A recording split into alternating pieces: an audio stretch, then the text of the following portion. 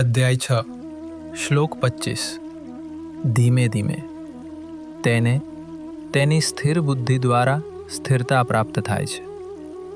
મનને આત્મામાં સ્થાપિત કર્યા પછી તેણે કંઈ પણ વિચારવું ન જોઈએ.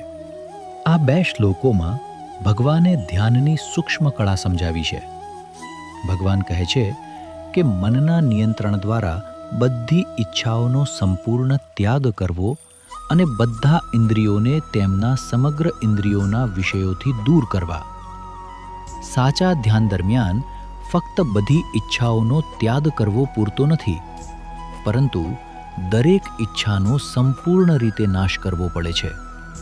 તેનો અર્થ એ છે કે યોગમાં આ પૂર્ણતાની ઈચ્છાનો પણ સંપૂર્ણ ત્યાગ કરવો પડે છે. જ્યારે એકવાર વિક્ષેપકારક ઈચ્છાઓનો આ ત્યાગ પૂર્ણ થઈ જાય, ત્યારે મન ઇન્દ્રિયોના જંગલી ઘોડાઓને કાબૂમાં રાખવા માટે શક્તિ મેળવે છે. જ્યારે ઈચ્છાઓ પર વિજય મેળવવાના પરિણામે મન મજબૂત થાય છે, ત્યારે તે પોતાનામાં ઇન્દ્રિયોને નિયંત્રિત કરવા માટેની બધી શક્તિ શોધે છે.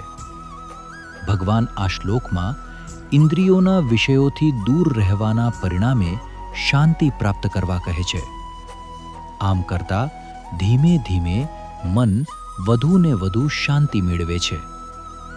ભગવાન આવું કહે છે કારણ કે મહાન કાર્યો ધીમે ધીમે જ કરી શકાય છે. તે ઝડપથી કરી શકાતા નથી, કારણ કે ઝડપથી કરેલા કાર્યો આપણને આગળ મુશ્કેલીમાં લાવી શકે છે. ધીરજપૂર્વક બુદ્ધિથી મનને નિયંત્રિત અને આત્માના ચિંતનમાં સ્થિર અને કેન્દ્રિત કરવાનું છે.